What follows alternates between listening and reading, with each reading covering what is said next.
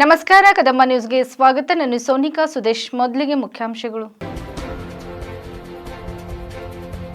25 ಕೋಟಿ ರೂಪಾಯಿ ಅಂದಾಜು ಮೊತ್ತದ ರಸ್ತೆ ಕಾಮಗಾರಿಗೆ ಜಿಲ್ಲಾ ಉಸ್ತುವಾರಿ ಸಚಿವರಿಂದ ಶಂಕುಸ್ಥಾಪನೆ. ಹಿರಿಯ ನಟ ಮಿಥುನ್ ಚಕ್ರವರ್ತಿಗೆ ಪ್ರತಿಷ್ಠಿತ ದಾದಾ ಸಾಹೇಬ್ ಫಾಲ್ಕೆ ಪ್ರಶಸ್ತಿ. ಔರಾದ್ನಲ್ಲಿ ಅಂಗನವಾಡಿ ಕಾರ್ಯಕರ್ತೆಯರು ಸಹಾಯಕರಿಗೆ ಸನ್ಮಾನ. ಅಂಗನವಾಡಿ ಕೇಂದ್ರಗಳೇ ಶಿಕ್ಷಣಕ್ಕೆ ಅಡಿಪಾಯ. ಶಾಸಕ ಪ್ರಭು ಚವ್ಹಾಣ್. ಸುದ್ದಿಯ ವಿವರಗಳು. ರಸ್ತೆಗಳು ಚೆನ್ನಾಗಿ ಇದ್ದರೆ ಮಾತ್ರ ನಮ್ಮ ಭಾಗದ ಅಭಿವೃದ್ಧಿಯಾಗುತ್ತದೆ. ಹಾಗಾಗಿ ಭಾಲ್ಕಿ ತಾಲೂಕಿನ ರಾಜ್ಯ ಹೆದ್ದಾರಿ ಅಭಿವೃದ್ಧಿ ಯೋಜನೆಯ ಪ್ಯಾಕೇಜ್ ಸಂಖ್ಯೆ 617ರ ಅಡಿಯಲ್ಲಿ ಕಾಮಗಾರಿಗಳ ಅಂದಾಜು 25 ಕೋಟಿ ರೂಪಾಯಿ ಮೊತ್ತದ ರಸ್ತೆ ಕಾಮಗಾರಿಗಳಿಗೆ ಚಾಲನೆ ನೀಡಲಾಗಿದೆ ಎಂದು ಅರಣ್ಯ, ಪರಿಸರ ಮತ್ತು ಜೀವಿಶಾಸ್ತ್ರ ಹಾಗೂ ಬೀದರ್ ಜಿಲ್ಲಾ ಉಸ್ತುವಾರಿ ಸಚಿವರಾದ ಈಶ್ವರ್ ಬಿ ಖಂಡ್ರೆ ಹೇಳಿದರು. ಅವರು ಸೋಮವಾರ ಬೀದರ್ ಜಿಲ್ಲೆ ಭಾಲ್ಕಿ ತಾಲೂಕಿನ ಲಂಜವಾಡ ಗ್ರಾಮದಲ್ಲಿ ಬೀದರ್ ಜಿಲ್ಲೆಯ ಭಾಲ್ಕಿ ತಾಲೂಕಿನ ರಾಜ್ಯ ಹೆದ್ದಾರಿ ಅಭಿವೃದ್ಧಿ ಯೋಜನೆಯ ಪ್ಯಾಕೇಜ್ ಸಂಖ್ಯೆ 617ರ ಅಡಿಯಲ್ಲಿನ ರಸ್ತೆ ಕಾಮಗಾರಿಗಳ ಶಂಕುಸ್ಥಾಪನೆ ನೆರವೇರಿಸಿ ಮಾತನಾಡಿದರು. ರಸ್ತೆಗಳು ಚೆನ್ನಾಗಿ ಇಲ್ಲದಿದ್ದರೆ ಮಕ್ಕಳು ಶಾಲಾ ಕಾಲೇಜುಗಳಿಗೆ ಹೋಗಲು, ಬಾಣಂತಿಯರಿಗೆ ಹೆರಿಗೆ ಸಮಯದಲ್ಲಿ ಆಸ್ಪತ್ರೆಗೆ ಕರೆದುಕೊಂಡು ಹೋಗಲು ಆಗಲ್ಲ ಮತ್ತು ಬಹಳಷ್ಟು ಅಪಘಾತಗಳು ಸಂಭವಿಸುತ್ತವೆ. ನಾನು ಶಾಸಕನಾಗಿದ್ದಾಗ ಲಂಜವಾಡ ರಸ್ತೆ ಹೇಗಿತ್ತು ಎಂದರೆ ಗಾಡಿಗಳು ಕೆಳಗೆ ಮೇಲೆ ಅಲುಗಾಡುತ್ತಿದ್ದವು. ಯಾವಾಗ ವಾಹನಗಳು ಪಲ್ಟಿಯಾಗುತ್ತದೆ ಎಂದು ಭಯವಾಗುತ್ತಿತ್ತು ಎಂದರು.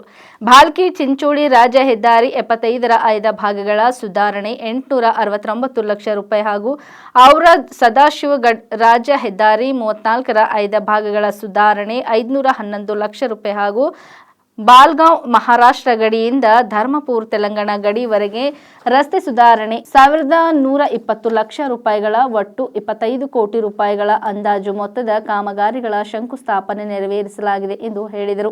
ಲಂಜವಾಡ ಗ್ರಾಮದಲ್ಲಿ 81 ಲಕ್ಷದ ಸಿಸಿ ರಸ್ತೆ ಚರಂಡಿ ಕಾಮಗಾರಿಗಳಿಗೆ ಉದ್ಘಾಟನೆಯನ್ನು ಮಾಡಿದ್ದೇನೆ. ಜಲಜೀವನ್ ಮಿಷನ್ 23 ಲಕ್ಷ ಅಂದಾಜು ವೆಚ್ಚದ ಕಾಮಗಾರಿ ಈಗಾಗಲೇ ಮುಗಿದಿದೆ. ಈ ಗ್ರಾಮಕ್ಕೆ ಪಶು ಚಿಕಿತ್ಸಾಲಯದ ಬೇಡಿಕೆ ಇರುವುದರಿಂದ ಅದನ್ನು ಪ್ರಾರಂಭಿಸಲು ಅಧಿಕಾರಿಗಳಿಗೆ ಸೂಚನೆ ನೀಡಿದ್ದೇನೆ. ಬಹುಗ್ರಾಮ ಕುಡಿಯುವ ನೀರಿನ ಯೋಜನೆ ಅಡಿ ಲಂಜವಾಡ ಗ್ರಾಮಕ್ಕೆ ನೀರು ಬರುತ್ತಿವೆ, ಆದರೆ ಕಾರ್ಯಾರಂಭ ಮಾಡಿದ್ದೇನೆ ಎಂದರು. ಲಂಜವಾಡ ಗ್ರಾಮ ಪಂಚಾಯಿತಿಗೆ ಮನೆ ಇಲ್ಲದವರಿಗೆ ಮನೆಗಳನ್ನು ಮಂಜೂರು ಮಾಡಲಾಗಿದೆ. ಅವಶ್ಯಕತೆ ಇದ್ದಲ್ಲಿ ಎಲ್ಲ ಕಡೆ ಕೊಡುತ್ತೇವೆ. ಜೋಪಾಡಿ ಮುಕ್ತ ಮಾಡುತ್ತೇವೆ. ಯಾವುದೇ ಪಕ್ಷ ನೋಡದೆ ಎಲ್ಲರಿಗೂ ಮನೆಗಳನ್ನು ಕೊಟ್ಟಿದ್ದೇವೆ. ಭಾಲ್ಕಿ ತಾಲೂಕಿನ 120 ಹಳ್ಳಿಗಳಿಗೆ ಶುದ್ಧ ಕುಡಿಯುವ ನೀರಿಗೆ ಗುಣಮಟ್ಟದ ಕಾಮಗಾರಿ ಆಗುತ್ತದೆ. ನಾರಾಯಣಪುರ ಜಲಾಶಯದಿಂದ ಬೀದರ್ ಜಿಲ್ಲೆಯ 800ರಿಂದ 900 ಜನವಸತಿ ಪ್ರದೇಶಗಳಿಗೆ ನೀರು ತರಲು ದೂರದೃಷ್ಟಿತ್ವ ಇಟ್ಟುಕೊಳ್ಳಲಾಗಿದೆ. ಸಿಸಿ ರಸ್ತೆ, ಜಲಜೀವನ್ ಮಿಷನ್, ಪಶು ಚಿಕಿತ್ಸಾಲಯ ಉದ್ಘಾಟನೆ ನೆರವೇರಿಸಿದ್ದು ಎಲ್ಲ ಗ್ರಾಮಸ್ಥರ ಪರವಾಗಿ ಸಚಿವರಿಗೆ ಅಭಿನಂದನೆಗಳನ್ನು ಸಲ್ಲಿಸುತ್ತೇನೆ ಎಂದು ಹೇಳಿದರು. ಈ ಕಾರ್ಯಕ್ರಮದಲ್ಲಿ ಲಂಜವಾಡ ಗ್ರಾಮ ಪಂಚಾಯತಿ ಅಧ್ಯಕ್ಷರಾದ ರಾಧಿಕಾ ಶುಕ್ರಾಚಾರ್ಯ, ಲೋಕೋಪಯೋಗಿ ಇಲಾಖೆಯ ಕಾರ್ಯನಿರ್ವಾಹಕ ಇಂಜಿನಿಯರ್ ಶಿವಶಂಕರ್ ಕಾಮಶೆಟ್ಟಿ, ಪಶು ಇಲಾಖೆಯ ಉಪನಿರ್ದೇಶಕರಾದ ನರಸಪ್ಪ, ಭಾಲ್ಕಿ ತಹಸೀಲ್ದಾರ್ ಮಲ್ಲಿಕಾರ್ಜುನ್ ಸೇರಿದಂತೆ ಇತರೆ ವಿವಿಧ ಇಲಾಖೆ ಅಧಿಕಾರಿಗಳು, ಲಂಜವಾಡ ಹಾಗೂ ಅಕ್ಕಪಕ್ಕದ ಗ್ರಾಮಗಳ ಗ್ರಾಮಸ್ಥರು ಉಪಸ್ಥಿತರಿದ್ದರು.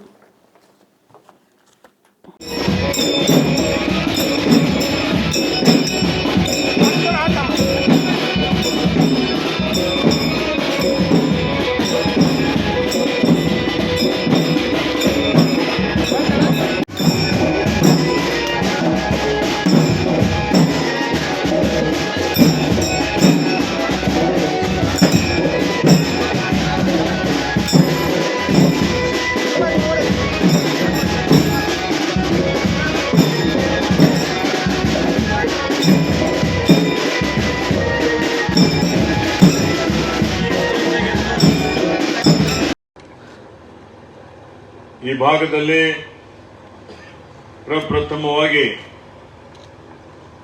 ರಸ್ತೆ ಅಭಿವೃದ್ಧಿಗೆ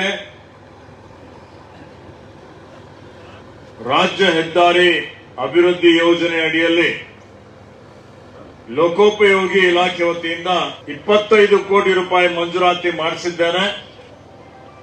ಆ 25 ಕೋಟಿಯಲ್ಲಿ ಸುಮಾರು 11.5 ಕೋಟಿ ರೂಪಾಯಿ ಈ ಒಂದು ಲಂಜವಾಡದಿಂದ ಭಾತಂಬ್ರವರೆಗೆ 5 ವರ್ಷ ನಿರ್ವಹಣೆ ಮಾಡಬೇಕು, ಗುಣಮಟ್ಟದ ಕಾಮಗಾರಿ ಆಗಬೇಕು. ಇವತ್ತು ರಸ್ತೆ ಏನು ಯಾವ ರೀತಿಯಲ್ಲಿ ರಾಷ್ಟ್ರೀಯ ಹೆದ್ದಾರಿ ರಸ್ತೆಗಳಿರ್ತವೆ ಆ ಮಾದರಿಯಲ್ಲೇ ವಿನ್ಯಾಸ ಮಾಡಿ ಇವತ್ತು ಹಳ್ಳಿ ಹಳ್ಳಿಗೆ ಸಹಿತ ನಮ್ಮ ಜನ ಇವತ್ತು ಯಾವುದೇ ರೀತಿಯ ಅಡೆತಡೆ ಇಲ್ಲದೆ ದೊಡ್ಡ ಮಟ್ಟದ ರಸ್ತೆಗಳ ಮೇಲೆ ಓಡಾಡಬೇಕು ಅನ್ನುವಂತ ರೀತಿಯಲ್ಲಿ ಇದನ್ನು ನಾನು ಮಂಜೂರಾತಿ ಮಾಡಿಸಿ ಇವತ್ತು ಇದಕ್ಕೆ ಶಂಕುಸ್ಥಾಪನೆ ಮಾಡ್ತಾ ಇದ್ದೇನೆ.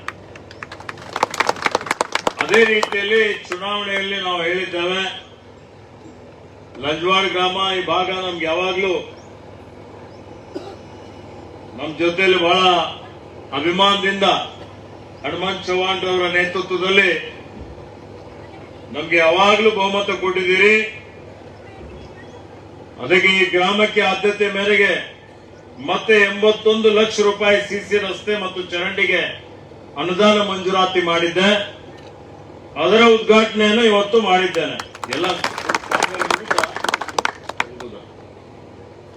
ಅದೇ ರೀತಿಯಲ್ಲಿ ಜಲ್ ಜೀವನ್ ಮಿಷನ್ ಅಡಿಯಲ್ಲಿ ಮನೆ ಮನೆಗೆ ನೀರು ರಾಜ್ಯ ಮತ್ತು ಕೇಂದ್ರದ ಸಹಭಾಗಿತ್ವದಲ್ಲಿ 50% ನಾವು ಕೊಡ್ತೇವೆ, ರಾಜ್ಯ ಸರ್ಕಾರ 50% ಕೇಂದ್ರ ಸರ್ಕಾರದ ಅನುದಾನ. ಈ ಅನುದಾನದ ಅಡಿಯಲ್ಲಿ ಸುಮಾರು 123 ಲಕ್ಷ ರೂಪಾಯಿ ಅಂದಾಜು ವೆಚ್ಚದಲ್ಲಿ ಇವತ್ತು ನಾವು ಅದರ ಕಾಮಗಾರಿನೂ ಮುಗಿದಿದೆ, ಅದರ ಒಂದು ಉದ್ಘಾಟನೆಯನ್ನು ಮಾಡಿದ್ದೇನೆ. ಹಾಗೆ ನಿಮ್ಮೆಲ್ಲರ ಒಂದು ಬೇಡಿಕೆ ಏನಪ್ಪಾ ಅಂದ್ರೆ ಇಲ್ಲಿ ಒಂದು ಸಣ್ಣ ಪಶು ಚಿಕಿತ್ಸಾಲಯ ಮಾಡಬೇಕು ಅಂತ ಹೇಳಿ ನರ್ಸಪ್ಪ ಇದಿರ್ಬೇಕಲ್ಲ, ಇವತ್ತು ಪಶು ಚಿಕಿತ್ಸಾಲಯ ಅದರ ಒಂದು ಶಾಖೆ ಒಂದು ಉದ್ಘಾಟನೆಯನ್ನು ಪ್ರಾರಂಭ ಮಾಡಲಿಕ್ಕೆ ಈಗಾಗಲೇ ಸೂಚನೆ ಕೊಟ್ಟಿದ್ದೇನೆ. ಅದರ ಜೊತೆಯಲ್ಲಿ ಶಾಶ್ವತವಾಗಿ ಕುಡಿಯ ನೀರು ಕೊಡಬೇಕು ಅಂತ ಹೇಳಿ ಜಲ್ ಜೀವನ್ ಮಿಷನ್ ಅಡಿಯಲ್ಲಿ ಮನೆ ಮನೆಗೆ ನಳ ಆಗ್ತದೆ. ಅದರ ಜೊತೆಯಲ್ಲಿ ಬೇಸಿಗೆಯಲ್ಲಿ ಈಗ ನೀವೇನಾದ್ರೂ ಈ ಮಿಷನ್ ಯೋಜನೆ ಅಡಿಯಲ್ಲಿ ಬೋರ್ವೆಲ್ ಹಾಕ್ತೀರಿ, ಬಾವಿ ಇರುತ್ತೆ, ಆ ಬಾವಿಯಲ್ಲಿ ನೀರು ಬತ್ತು ಹೋಯ್ತು ಅಂತ ಹೇಳಿದ್ರೆ ಮತ್ತೆ ಯೋಜನೆ ಹಾಳಾಗ್ತದೆ. ಆ ಯೋಜನೆ ಹಾಳಾಗಬಾರ್ದು, ಬೇಸಿಗೆಯಲ್ಲೂ ನಿಮಗೆ ನೀರು ಸಿಗಬೇಕು ಅಂತ ಹೇಳಿ ಕಾರಂಜಾ ಡ್ಯಾಂದಿಂದ ಇವತ್ತು ಪೈಪ್ಲೈನ್ ಮುಖಾಂತರ 63 ಹಳ್ಳಿಗಳಿಗೆ 124 ಕೋಟಿ ರೂಪಾಯಿ ವೆಚ್ಚದಲ್ಲಿ ಅದನ್ನು ಮಂಜೂರಾತಿ ಮಾಡಿಸಿದ್ದೇನೆ. ಬಹುಗ್ರಾಮ ಕುಡಿಯುವ ನೀರಿನ ಯೋಜನೆ. ಈ 123 ಲಕ್ಷ ಹೊರತುಪಡಿಸಿ ಲಂಜವಾಡ ಗ್ರಾಮದಲ್ಲಿ ಈ 123 ಕೋಟಿ ರೂಪಾಯಿ ವೆಚ್ಚದಲ್ಲಿ ಏನು ನಾನು ಬಹುಗ್ರಾಮ ಕುಡಿಯುವ ನೀರಿನ ಯೋಜನೆ ಮಾಡ್ತಾ ಇದ್ದೇನೆ. ಅದು ಬೇಸಿಗೆಯಲ್ಲಿ ನೀರು ಕಮ್ಮಿ ಬಿತ್ತು ಅಂದ್ರೆ ಕಾರಂಜಾ ಡ್ಯಾಂದಿಂದ ನಾವೇನು ಕಡಚಿಂಚೋಳಿಯಲ್ಲಿ ದೊಡ್ಡ ಮಟ್ಟದ ಒಂದು ಇವತ್ತು ಸ್ಟೋರೇಜ್ ಟ್ಯಾಂಕ್ ಮಾಡಿದ್ದೀವಿ, ಅಲ್ಲಿ ನೀರು ಶುದ್ಧೀಕರಣ ಮಾಡಿ ಈ 63 ಹಳ್ಳಿಗಳಿಗೆ ಈ ನೀರು ಸರಬರಾಜು ಆಗ್ತದೆ. ಬಹಳ ಜನಕ್ಕೆ ಅರ್ಥ ಆಗೋದಿಲ್ಲ, ಇದು ಅಂದ್ರೆ ಏನ್ರಿ ಅದೇ ಅಂದ್ರೆ. ಅದಕ್ಕೆ ಆ ಯೋಜನೆಯನ್ನು ಇವತ್ತು ಈ ಹಳ್ಳಿಗೆ ಅದರ ಒಂದು ಶಂಕುಸ್ಥಾಪನೆ, ಅದರ ಒಂದು ಕಾರ್ಯಾರಂಭ ಕಾರ್ಯಕ್ರಮ ಮಾಡಿದ್ದೇನೆ. ಈ ಯೋಜನೆ ಅಡಿಯಲ್ಲಿ 63 ಹಳ್ಳಿಯಲ್ಲಿ ಬಾತಂಬ್ರ ಬರುತ್ತೆ,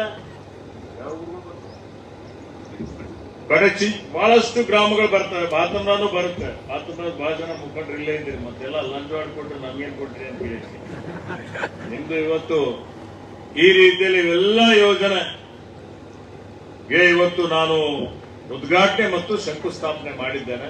ಅಷ್ಟೇ ನಮ್ಮ ಸಂಸ್ಕೃತಿಯನ್ನು ಬಿಂಬಿಸ್ತದೆ. ರಸ್ತೆ ಅಭಿವೃದ್ಧಿ ಆಯಿತು ಅಂತ ಹೇಳಿದ್ರೆ ಆ ಭಾಗದ ಸಂಪೂರ್ಣವಾಗಿ ಸರ್ವತೋಮುಖ ಅಭಿವೃದ್ಧಿ ಆಗ್ತದೆ.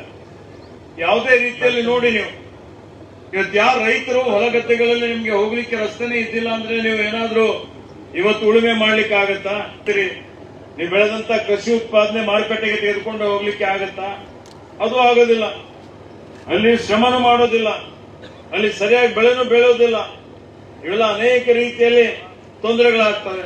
ರಸ್ತೆ ಚೆನ್ನಾಗಿಲ್ಲದೆ ಇದ್ದರೆ ಎಲ್ಲಾ ಕಡೆ ತಗ್ಗುಗಳು, ಇವತ್ತು ಬರೀ ಮಣ್ಣಿನ ರಸ್ತೆ ಇತ್ತು, ಬರೀ ಇವತ್ತು ಹೊಂಡಗಳು ಬಿದ್ದಿದ್ದು ಅಂತ ಹೇಳಿದ್ರೆ ಮಕ್ಕಳಿಗೆ ಶಾಲೆಗೆ ಹೋಗ್ಲಿಕ್ಕಾಗಲ್ಲ, ಕಾಲೇಜ್ಗೆ ಹೋಗ್ಲಿಕ್ಕಾಗಲ್ಲ, ತೊಂದರೆ ಆಗ್ತದೆ. ಯಾರಾದ್ರೂ ಆರೋಗ್ಯದ ದೃಷ್ಟಿಯಿಂದ ನಮ್ಮ ಸಹೋದರಿಯರಿಗೆ ಬಾಣಂತಿಯರಿದ್ರು ಅಂತ ಹೇಳಿದ್ರೆ ಆಸ್ಪತ್ರೆಗೆ ತೆಗೆದುಕೊಂಡು ಹೋಗ್ಲಿಕ್ಕೆ ಆಗಲ್ಲ, ದಾರಿಯಲ್ಲಿ ಹೆರಿಗೆ ಆಗಿದ್ದಂಥದ್ದು ನಾವು ನೋಡ್ತಾ ಇದ್ದೇವೆ. ಅನೇಕ ಕಡೆ ನಿಮ್ಮ ವಾಹನಗಳು ಹಾಳಾಗಿ ಹೋಗ್ತವೆ, ಅಪಘಾತಗಳಾಗ್ತವೆ. ಇವೆಲ್ಲ ರಸ್ತೆ ಮೇಲೆ ಎಲ್ಲಾ ರೀತಿಯ ಅಭಿವೃದ್ಧಿ ನಿರ್ಭರ ಆಗಿದೆ. ಹೀಗಾಗಿ ನನ್ನ ತಾಲೂಕಿನಲ್ಲಿ ನಾನು MLA ಆಗಿದ್ಮೇಲೆ ನೀವೇ ಆಲೋಚನೆ ಮಾಡಿ, ಈ ಲಂಜವಾಡ ರಸ್ತೆ ಯಾವ ರೀತಿಯಲ್ಲಿ ಇತ್ತು ಅಂತ ಹೇಳಿದ್ರೆ, ಶಾಸಕನಾಗಿದ್ಮೇಲೆ ಬಂದಿದ್ದೆ ನಾನು ಪ್ರಿನ್ಸಿಪಲ್ ಸೆಕ್ರೆಟರಿ ಕರೆಸ್ದೇ ಇಲ್ಲ, ಒಬ್ಬ ಇದ್ರು, ಅವ್ರಿಗೆ ದಿಗ್ಭ್ರಮೆ ಆಯ್ತು. ನಾನು ಬಾತಂಬರದಿಂದ ಲಂಜವಾಡ ಬರ್ಬೇಕು ಅಂದ್ರೆ ನನ್ ಗಾಡಿ ಹಿಂಗ್ ನಿಂತಿರ್ತೈತಿ, ಹಿಂಗ್ ಉಲ್ಟಿ ಆಯ್ತೋ ಪಲ್ಟಿ ಆಯ್ತೋ, ಬಸ್ಗಳೆಲ್ಲ ಹಿಂಗ್ ನಡೀತೀವಿ, ಒಳಗಿದ್ದವ್ರು ಜೀವ ಕೇತ ಹಿಡ್ಕೊಂಡು ಯಾವಾಗ ಪಲ್ಟಿ ಆಯ್ತೋಪ್ಪ ಅಂತೇಳಿ ಒಂದ್ ಕಡೆ ಎತ್ತರ ಒಂದ್ ಕಡೆ ಕೆಳಗೆ, ಆ ರೀತಿಯಲ್ಲಿ ರಸ್ತೆ ಇದ್ದು ಬರೀ ಕೇಸ್ಕರ್ ಬರೀಲ್ಲ, ಇದು ಒಂದು ಅಷ್ಟೇ ಅಲ್ಲ, ಹಿಂದೆ ನಿಮ್ ನಿಟ್ಟೂರು ರಸ್ತೆನೂ ಹಂಗೆ ಇತ್ತು. ನವದೆಹಲಿ ಹಿರಿಯ ನಟ ಮಿಥುನ್ ಚಕ್ರವರ್ತಿ ಅವರು ಭಾರತೀಯ ಚಲನಚಿತ್ರೋದ್ಯಮದ ಅತ್ಯುನ್ನತ ಗೌರವ ದಾದಾ ಸಾಹೇಬ್ ಫಾಲ್ಕೆ ಪ್ರಶಸ್ತಿಗೆ ಭಾಜನರಾಗಿದ್ದಾರೆ. ಭಾರತೀಯ ಚಿತ್ರರಂಗದಲ್ಲಿ ಅವರ ಪ್ರಯಾಣ ಹಾಗೂ ಸಿನಿ ರಂಗಕ್ಕೆ ನೀಡಿದ ಕೊಡುಗೆಗಾಗಿ ಈ ಪ್ರತಿಷ್ಠಿತ ಪ್ರಶಸ್ತಿ ನೀಡಿ ಗೌರವಿಸಲಾಗುತ್ತದೆ ಎಂದು ಕೇಂದ್ರ ಸಚಿವ ಅಶ್ವಿನಿ ವೈಷ್ಣವಿ ಅವರು ತಿಳಿಸಿದ್ದಾರೆ. ಭಾರತದ ಅತ್ಯುನ್ನತ ಪ್ರಶಸ್ತಿಗಳಲ್ಲಿ ಒಂದಾದ ಪದ್ಮಭೂಷಣ ಪಡೆದ ಕೆಲವು ತಿಂಗಳಲ್ಲಿ ಮಿಥುನ್ ಚಕ್ರವರ್ತಿ ಅವರಿಗೆ ದಾದಾ ಸಾಹೇಬ್ ಫಾಲ್ಕೆ ಪ್ರಶಸ್ತಿ ನೀಡಿ ಗೌರವಿಸಲಾಗುತ್ತದೆ. ಮಿಥುನ್ ಚಕ್ರವರ್ತಿ ಅವರು ಕೇವಲ ನಟರಷ್ಟೇ ಅಲ್ಲ, ಟಿವಿ ನಿರೂಪಕ, ನಿರ್ಮಾಪಕ, ರಾಜಕಾರಣಿಯಾಗಿದ್ದಾರೆ. ಹಿಂದಿ ಹಾಗೂ ಬಂಗಾಳಿ ಸಿನಿಮಾಗಳಲ್ಲಿ ಅತ್ಯಂತ ಹೆಚ್ಚು ಹೆಸರು ಪಡೆದಿದ್ದಾರೆ. ಇವರು 1976ರಲ್ಲಿ ಮೊದಲ ಬಾರಿಗೆ ಹಿಂದಿ ಸಿನಿಮಾ ಮೃಗಾಯಾದಲ್ಲಿ ಅಭಿನಯ ಮಾಡಿದರು. ಅಂದಿನಿಂದ ಇವರಿಗೂ ಚಿತ್ರರಂಗದಲ್ಲಿ ದುಡಿಯುತ್ತಿದ್ದಾರೆ. ಈ ಸಂಬಂಧ ಎಕ್ಸ್ ಖಾತೆಯಲ್ಲಿ ಪೋಸ್ಟ್ ಶೇರ್ ಮಾಡಿರುವ ಕೇಂದ್ರ ರೈಲ್ವೆ ಹಾಗೂ ಮಾಹಿತಿ ಮತ್ತು ಪ್ರಸಾರ ಖಾತೆ ಸಚಿವ ಅಶ್ವಿನಿ ವೈಷ್ಣವ್ ಅವರು ಮಿಥುನ್ ಚಕ್ರವರ್ತಿ ಅವರ ಗಮನಾರ್ಹ ಸಿನಿ ಜರ್ನಿ ಈಗಿನ ಮತ್ತು ಬರುವ ಮುಂದಿನ ಪೀಳಿಗೆಗೆ ಸ್ಫೂರ್ತಿಯಾಗಿದೆ. ಭಾರತೀಯ ಚಿತ್ರರಂಗಕ್ಕೆ ಅವರ ಅಪ್ರತಿಮ ಕೊಡುಗೆ ಗಮನಿಸಿ ದಾದಾ ಸಾಹೇಬ್ ಫಾಲ್ಕೆ ಪ್ರಶಸ್ತಿ ತೀರ್ಪುಗಾರರ ಆಯ್ಕೆ ಸಮಿತಿಯು ಅವರ ಹೆಸರನ್ನು ಆಯ್ಕೆ ಮಾಡಿದ್ದಾರೆ. ಈ ಗೌರವವನ್ನು ಅಕ್ಟೋಬರ್ 8ರಂದು ನಡೆಯುವ ನ್ಯಾಷನಲ್ ಫಿಲ್ಮ್ ಅವಾರ್ಡ್ ಸಮಾರಂಭದಲ್ಲಿ ಮಿಥುನ್ ಚಕ್ರವರ್ತಿ ಅವರಿಗೆ ಪ್ರದಾನ ಮಾಡಲಾಗುವುದು ಎಂದು ತಿಳಿಸಿದ್ದಾರೆ. ಮಿಥುನ್ ಚಕ್ರವರ್ತಿ ಜನಿಸಿದ್ದು 1950ರಲ್ಲಿ. ಮಿಥುನ್ ಚಕ್ರವರ್ತಿ ಚಿತ್ರರಂಗಕ್ಕೆ ಕಾಲಿಟ್ಟಿದ್ದು 1976ರಲ್ಲಿ. 26ನೇ ವಯಸ್ಸಿಗೆ ಅವರು ಹೀರೋ ಆದರು. ಮೃಗಾಯ ಅವರ ನಟನೆಯ ಮೊದಲ ಸಿನಿಮಾ. ಅವರಿಗೆ ಮೊದಲ ಸಿನಿಮಾದ ನಟನೆಗೆ ರಾಷ್ಟ್ರ ಪ್ರಶಸ್ತಿ ಸಿಕ್ಕಿತ್ತು. ಮಕ್ಕಳನ್ನು ಪೋಷಿಸಿ ಅಕ್ಷರ ಜ್ಞಾನ ನೀಡುವ ಅಂಗನವಾಡಿ ಕೇಂದ್ರಗಳು ಮಕ್ಕಳಿಗೆ ಎರಡನೇ ತಾಯಿಯ ರೂಪದಲ್ಲಿ ಕೆಲಸ ಮಾಡುತ್ತೇವೆ ಎಂದು ಮಾಜಿ ಸಚಿವರು ಹಾಗೂ ಔರದ್ಬಿ ಶಾಸಕರಾದ ಪ್ರಭು ಬಿ ಚವ್ಹಾಣ್ ಅವರು ತಿಳಿಸಿದರು. ಮಹಿಳಾ ಮತ್ತು ಮಕ್ಕಳ ಅಭಿವೃದ್ಧಿ ಇಲಾಖೆ ಶಿಶು ಅಭಿವೃದ್ಧಿ ಯೋಜನಾಧಿಕಾರಿಗಳ ಕಚೇರಿ ಸನ್ಪುರ್ ವತಿಯಿಂದ ಔರದ್ಬಿ ಪಟ್ಟಣದ ಡಾಕ್ಟರ್ ಗುರುಪಾದಪ್ಪ ನಾಗರಂಪಳ್ಳಿ ಕಲ್ಯಾಣ ಮಂಟಪದಲ್ಲಿ ಜರುಗಿದ ಪೋಷಣ ಅಭಿಯಾನ ಮಾಸಾಚರಣೆಯ ಮುಕ್ತಾಯ ಸಮಾರಂಭದಲ್ಲಿ ಅವರು ಮಾತನಾಡಿದರು. ಅಂಗನವಾಡಿ ಕೇಂದ್ರಗಳು ಶಿಕ್ಷಣಕ್ಕೆ ಅಡಿಪಾಯವಿದ್ದಂತೆ ಸಂಸ್ಕಾರದ ಕಲಿಕೆ ಇಲ್ಲದಿಂದಲೇ ಆರಂಭವಾಗುವುದರಿಂದ ಅಂಗನವಾಡಿ ಕಾರ್ಯಕರ್ತೆಯರು ಮತ್ತು ಸಹಾಯಕಿಯರ ಸೇವೆ ಅತ್ಯಂತ ಜವಾಬ್ದಾರಿಯುತವಾದುದು. ಸರ್ಕಾರವು ಮಹಿಳೆಯರು ಮತ್ತು ಮಕ್ಕಳಿಗಾಗಿ ಸೌಲಭ್ಯಗಳನ್ನು ಅಂಗನವಾಡಿ ಕೇಂದ್ರಗಳ ಮುಖಾಂತರ ವಿತರಿಸುವುದರಿಂದ ಈ ಸೌಲಭ್ಯಗಳು ಎಲ್ಲ ಫಲಾನುಭವಿಗಳಿಗೆ ಪ್ರಾಮಾಣಿಕವಾಗಿ ತಲುಪಿಸಬೇಕು ಎಂದರು. ಚುನಾವಣೆ, ಜನಗಣತಿ, ಆರೋಗ್ಯ ಕಾರ್ಯಕ್ರಮಗಳು ಹೀಗೆ ಪ್ರಮುಖ ಕೆಲಸಗಳಿಗೆ ಅಂಗನವಾಡಿ ಸಿಬ್ಬಂದಿಯ ಸೇವೆಯನ್ನು ಪಡೆಯಲಾಗುತ್ತದೆ. ಕೋವಿಡ್ನಂತಹ ಸಂಕಷ್ಟದ ಸಂದರ್ಭದಲ್ಲಿ ಅಂಗನವಾಡಿ ಕಾರ್ಯಕರ್ತೆಯರು ಮತ್ತು ಸಹಾಯಕಿಯರು ತಮ್ಮ ಜೀವವನ್ನೇ ಲೆಕ್ಕಿಸದೆ ಸೇವೆ ಸಲ್ಲಿಸಿದ್ದಾರೆ. ಹಾಗಾಗಿ ಶಿಕ್ಷಕರ ದಿನಾಚರಣೆಯೆಂದು ಪ್ರತಿ ವರ್ಷ ಸನ್ಮಾನಿಸುತ್ತಾ ಬರುತ್ತಿದ್ದೇನೆ. ಈ ವರ್ಷ ಪ್ರತ್ಯೇಕ ಕಾರ್ಯಕ್ರಮದಲ್ಲಿ ಸನ್ಮಾನಿಸುತ್ತಿರುವುದಕ್ಕೆ ಸಂತೋಷವಾಗುತ್ತಿದೆ ಎಂದು ಹೇಳಿದರು. ಅಂಗನವಾಡಿ ಕೇಂದ್ರಗಳಲ್ಲಿ ಮಕ್ಕಳಿಗೆ ಸಮರ್ಪಕ ಕುಡಿಯುವ ನೀರು, ಶೌಚಾಲಯ, ಕಾಂಪೌಂಡ್ ಗೋಡೆ ಕಡ್ಡಾಯವಾಗಿ ಇರಬೇಕು. ಈ ದಿಶೆಯಲ್ಲಿ ಸಂಬಂಧಿಸಿದ ಅಧಿಕಾರಿಗಳಿಗೆ ಸೂಚಿಸಲಾಗಿದೆ. ಎಲ್ಲ ಅಂಗನವಾಡಿ ಕೇಂದ್ರಗಳಲ್ಲಿ ಶುದ್ಧ ಕುಡಿಯುವ ನೀರಿನ ಘಟಕಗಳನ್ನು ಒದಗಿಸುತ್ತಿದ್ದು, ಮುಂದಿನ ದಿನಗಳಲ್ಲಿ ಎಲ್ಲಿಯೂ ನೀರಿನ ಸಮಸ್ಯೆ ಇರುವುದಿಲ್ಲ. ಕ್ಷೇತ್ರದ ಎಲ್ಲ ಅಂಗನವಾಡಿ ಕೇಂದ್ರಗಳಿಗೆ ಹೈಟೆಕ್ ಮಾಡುವ ಪ್ರಯತ್ನಗಳು ನಡೆದಿವೆ. ಇದಕ್ಕೆ ಅಧಿಕಾರಿಗಳು ಸಹಕಾರ ಬೇಕು ಎಂದು ಹೇಳಿದರು. ಕಾರ್ಯಕ್ರಮದಲ್ಲಿ ಪ್ರಭು ಎಂಟರ್ಪ್ರೈಸಸ್ ವತಿಯಿಂದ ಎಲ್ಲ ಅಂಗನವಾಡಿ ಕಾರ್ಯಕರ್ತೆಯರು ಮತ್ತು ಸಹಾಯಕರಿಗೆ ವಿಶೇಷ ಸನ್ಮಾನ ನಡೆಯಿತು. ಶಾಸಕರು ಎಲ್ಲರನ್ನೂ ಶಾಲು ಹೂ ಹಾರಗಳೊಂದಿಗೆ ಗೌರವ ಕಾಣಿಕೆ ನೀಡಿ ಅಭಿನಂದಿಸಿದರು. ಈ ಸಂದರ್ಭದಲ್ಲಿ ಔರದ್ಬಿ ಪಟ್ಟಣ ಪಂಚಾಯತ್ ಅಧ್ಯಕ್ಷರಾದ ಸರುಬಾಯಿ ಘೋಳೆ, ಎಪಿಎಂಸಿ ಅಧ್ಯಕ್ಷರಾದ ದೋಂಡಿಬಾ ನರೋಟೆ, ತಹಸೀಲ್ದಾರ್ ಮಲ್ಶೆಟ್ಟಿ ಚಿದರಿ, ಪಟ್ಟಣ ಪಂಚಾಯತ್ ಮುಖ್ಯ ಅಧಿಕಾರಿ ಸ್ವಾಮಿದಾಸ್, ತಾಲೂಕಾ ಆರೋಗ್ಯಾಧಿಕಾರಿ ಡಾಕ್ಟರ್ ಗಾಯತ್ರಿ, ಶಿಶು ಅಭಿವೃದ್ಧಿ ಯೋಜನಾಧಿಕಾರಿ ಡಿಕೆ ಇಮಲಪ್ಪ, ಸಹಾಯಕ ಶಿಶು ಅಭಿವೃದ್ಧಿ ಅಧಿಕಾರಿ ಅಬ್ದುಲ್ ಖದೀರ್, ಅಂಗನವಾಡಿ ಕಾರ್ಯಕರ್ತೆಯರ ಸಂಘದ ಪದ್ಮಾವತಿ ಸ್ವಾಮಿ, ಶಾರದಾ, ಭಾಗ್ಯವತಿ ಸೇರಿದಂತೆ ಔರದ್ಬಿ ಹಾಗೂ ಕಮಲ್ನಗರ್ ತಾಲೂಕಿನ ವಿವಿಧ ಗ್ರಾಮಗಳ ಅಂಗನವಾಡಿ ಕಾರ್ಯಕರ್ತೆಯರು, ಸಹಾಯಕಿಯರು ಉಪಸ್ಥಿತರಿದ್ದರು. ಇದೇ ವೇಳೆ ಗರ್ಭಿಣಿಯರಿಗೆ ಸೀಮಂತ ಕಾರ್ಯಕ್ರಮ, 6 ತಿಂಗಳ ಮಕ್ಕಳಿಗೆ ಅನ್ನಪ್ರಸನ್ನ, ಸುಕನ್ಯಾ ಸಮೃದ್ಧಿ ಭಾಗ್ಯ, ಲಕ್ಷ್ಮಿ ಯೋಜನೆಯ ಫಲಾನುಭವಿಗಳಿಗೆ ಪಾಸ್ಬುಕ್ ವಿತರಣೆ, ಪೋಷಣ ಅಭಿಯಾನದಡಿ ಅಂಗನವಾಡಿ ಕಾರ್ಯಕರ್ತರಿಗೆ ಸ್ಮಾರ್ಟ್ ಫೋನ್ ವಿತರಣೆ ಕಾರ್ಯಕ್ರಮ ಜರುಗಿತು. ಬೆಳವಣಿಗೆಯೊಂದರಲ್ಲಿ ಮಾಜಿ ಸಚಿವ ಗಾಲಿ ಜನಾರ್ದನ್ ರೆಡ್ಡಿಗೆ ಸುಪ್ರೀಂ ಕೋರ್ಟ್ನಲ್ಲಿ ಬಿಗ್ ರಿಲೀಫ್ ದೊರೆತಿದೆ. ಬಳ್ಳಾರಿಗೆ ತೆರಳಲು ಅವರಿಗೆ ಸುಪ್ರೀಂ ಕೋರ್ಟ್ ಅನುಮತಿ ನೀಡಿ ಸೋಮವಾರ ಆದೇಶಿಸಿದೆ. ಇದರೊಂದಿಗೆ ಯಾವುದೇ ಪೂರ್ವ ಅನುಮತಿ ಇಲ್ಲದೆ ಬಳ್ಳಾರಿಗೆ ತೆರಳಲು ಜನಾರ್ದನ್ ರೆಡ್ಡಿಗೆ ಅವಕಾಶ ದೊರೆತಂತಾಗಿದೆ.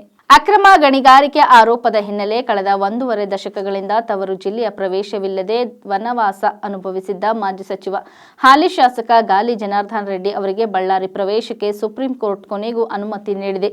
ಅಕ್ರಮ ಗಣಿಗಾರಿಕೆ ಪ್ರಕರಣದಲ್ಲಿ ಆರೋಪಿಯಾಗಿರುವ ಜನಾರ್ದನ್ ರೆಡ್ಡಿಗೆ ಜಾಮೀನು ನೀಡುವಾಗ ಕೋರ್ಟ್ ಬಳ್ಳಾರಿಗೆ ಭೇಟಿ ನೀಡಿದಂತೆ ನಿರ್ಬಂಧ ಹೇರಿತು. ಆದ್ದರಿಂದ ಅವರು ಕೊಪ್ಪಳ ಜಿಲ್ಲೆಯ ಗಂಗಾವತಿ ಮತ್ತು ಬೆಂಗಳೂರಿನ ಪಾರಿಜಾತ ನಿವಾಸದಲ್ಲಿಯೇ ವಾಸ್ತವ್ಯ ಹೂಡಿದರು. ಜನಾರ್ದನ್ ರೆಡ್ಡಿ ಸಲ್ಲಿಕೆ ಮಾಡಿದ ಅರ್ಜಿಯ ವಿಚಾರಣೆಯನ್ನು ನಡೆಸಿದ ಸುಪ್ರೀಂ ಕೋರ್ಟ್ ಬಳ್ಳಾರಿಗೆ ಭೇಟಿ ನೀಡಿದಂತೆ ಹಾಕಿದ್ದ ಷರತ್ತುಗಳನ್ನು ಸಡಿಲಿಸಿದೆ. ಆದ್ದರಿಂದ ಅವರು ಇನ್ನು ಮುಂದೆ ಬಳ್ಳಾರಿ ಜಿಲ್ಲೆಗೆ ಭೇಟಿ ನೀಡಬಹುದು, ಅಲ್ಲಿರುವ ತಮ್ಮ ಐಷಾರಾಮಿ ನಿವಾಸದಲ್ಲಿ ವಾಸ್ತವ್ಯವನ್ನು ಹೂಡಬಹುದು. ಮಾಜಿ ಸಚಿವ ಜನಾರ್ದನ್ ರೆಡ್ಡಿ ಪುತ್ರಿ ಬ್ರಹ್ಮಣಿ ವಿವಾಹದ ಸಂದರ್ಭದಲ್ಲಿ ಸುಪ್ರೀಂ ಕೋರ್ಟ್ ಅನುಮತಿ ಪಡೆದು ಬಳ್ಳಾರಿಯ ನಿವಾಸಕ್ಕೆ ಭೇಟಿ ನೀಡಿದರು. ವಿವಾಹದ ಕಾರಣ 10ಕ್ಕೂ ಹೆಚ್ಚು ದಿನಗಳ ಕಾಲ ಅವರು ಬಳ್ಳಾರಿಯಲ್ಲಿ ವಾಸ್ತವ್ಯ ಹೂಡಲು ಕೋರ್ಟ್ ಅನುಮತಿ ನೀಡಿತು.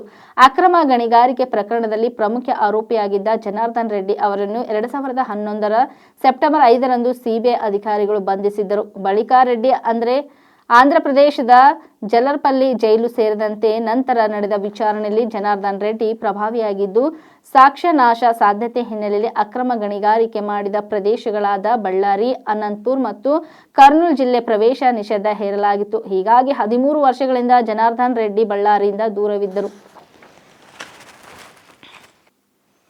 ಕಾರ್ಮಿಕರಿಗಾಗಿ ಕೇಂದ್ರ ಮತ್ತು ರಾಜ್ಯ ಸರ್ಕಾರಗಳು ಜಾರಿಗೊಳಿಸಿದ ಎಲ್ಲ ಯೋಜನೆಗಳನ್ನು ಸಮರ್ಪಕವಾಗಿ ತಲುಪಿಸಬೇಕೆಂದು ಮಾಜಿ ಸಚಿವರು ಹಾಗೂ ಔರಾದ್ಬಿ ಶಾಸಕರಾದ ಪ್ರಭು ಬಿ ಚವ್ಹಾಣ್ ಅವರು ತಿಳಿಸಿದರು. ಕಾರ್ಮಿಕ ಇಲಾಖೆಯಿಂದ ಔರಾದ್ಬಿ ಶಾಸಕ ಕಚೇರಿ ಆವರಣದಲ್ಲಿ ಜರುಗಿದ ಕಾರ್ಮಿಕರಿಗೆ ನ್ಯೂಟ್ರಿಷನ್ ಕಿಟ್ ಹಾಗೂ ಆರ್ಪಿಎಲ್ ಕಿಟ್ ಕುರಿತ ತರಬೇತಿ ಕಾರ್ಯಕ್ರಮದಲ್ಲಿ ಅವರು ಮಾತನಾಡಿದರು.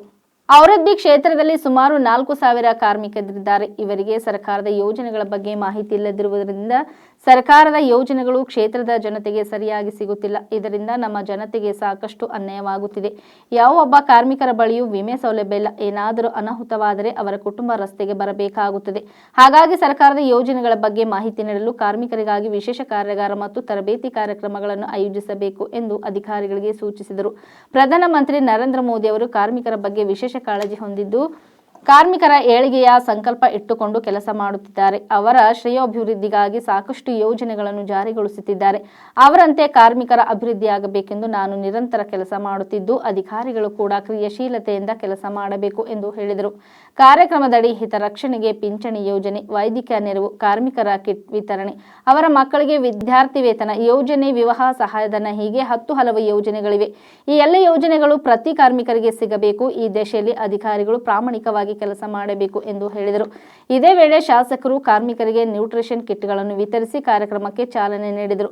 ಕಾರ್ಯಕ್ರಮದಲ್ಲಿ ಔರಾದ್ಬಿ ಪಟ್ಟಣ ಪಂಚಾಯತ್ ಅಧ್ಯಕ್ಷರಾದ ಸರಬಾಯಿ ಘೋಳೆ, ಎಪಿಎಂಸಿ ಅಧ್ಯಕ್ಷ ದೋಂಡಿಬಾ ನರೋಟೆ, ಕಾರ್ಮಿಕ ಇಲಾಖೆ ಔರಾದ್ ವೃತ್ತ ಕಾರ್ಮಿಕ ನಿರೀಕ್ಷಕ ರಾಹುಲ್ ರತ್ನಾಕರ್, ಮುಖಂಡರಾದ ಕರಬಾ ಪವರ್ ಸೇರಿದಂತೆ ಇತರರು ಉಪಸ್ಥಿತರಿದ್ದರು. ಕಲಬುರಗಿಯ ಆರ್ಪಿಎಲ್ ವ್ಯವಸ್ಥಾಪಕ ವೀರಭದ್ರಪ್ಪ ಮಾಷಲ್ ಅವರು ಇಲಾಖೆ ಯೋಜನೆಗಳು ಮತ್ತು ಆರ್ಪಿಎಲ್ ಕುರಿತಂತೆ ಮಾಹಿತಿ ನೀಡಿದರು.